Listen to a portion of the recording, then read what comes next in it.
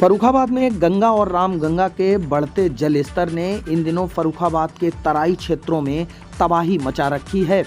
इस दौरान तकरीबन 300 से 350 गांव इन दिनों बाढ़ के पानी से घिरे हुए नजर आ रहे हैं। फर्रुखाबाद शहर से लेकर इंटीरियर के क्षेत्रों तक की अगर बात करें तो कई जिलों को जाने वाली सड़कें इन दिनों जलमग्न दिखाई दे रही हैं। आपको फर्रुखाबाद से शाहजहांपुर जाना हो, आपको फर्रुखाबाद से बदायूं जाना हो, ऐसी कई सड़कें फर्रुखाबाद ज़िले में हैं जो इन दिनों गंगा और रामगंगा के पानी के आगे बेबस नजर आ रही हैं। इस दौरान जिला प्रशासन लगातार ऐसी स्थिति पर नज़र बनाकर रखे हुए है। इसी कड़ी में आज 16 अगस्त को सुबह गंगा और रामगंगा के जल स्तर को लेकर अपडेट दिया गया है।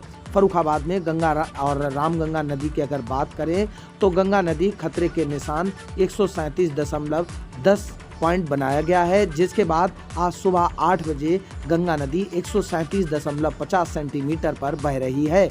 यानी गंगा नदी खतरे के निशान से 40 सेंटीमीटर ऊपर फर्रुखाबाद के पांचाल घाट से बह रही हैं।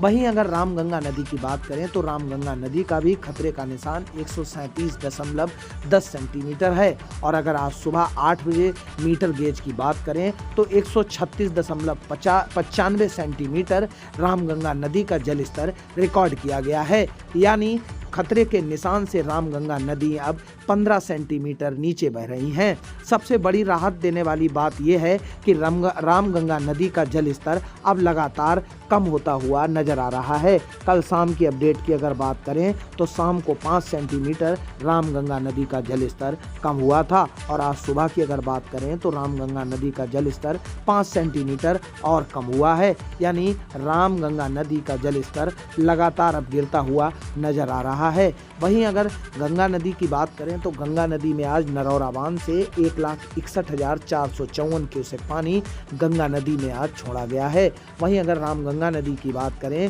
तो रामगंगा नदी में 17,487 क्यूसेक पानी रामगंगा नदी में भी छोड़ा गया है। बढ़ते हुए जलस्तर को लेके जिले के कई बाढ़ प्रभावित क्षेत्रों में इन दिनों जिलाधिकारी समेत कई अधिकारी अपनी बाढ़ पर नज़र बनाए हुए हैं और बाढ़ पीड़ितों को हर संभव मदद देने के जिला प्रशासन की ओर से लगातार प्रयास किए जा रहे हैं। जिलाधिकारी लगातार एनडीआरएफ, एसडीआरएफ की टीम के साथ बाढ़ क्षेत्रों का दौरा कर रहे हैं और जो बाढ़ से प्रभावित लोग हैं उनको हर संभव मदद देने का प्रयास भी किया जा रहा है। Bureau report, UP TV news, Farrukhabad.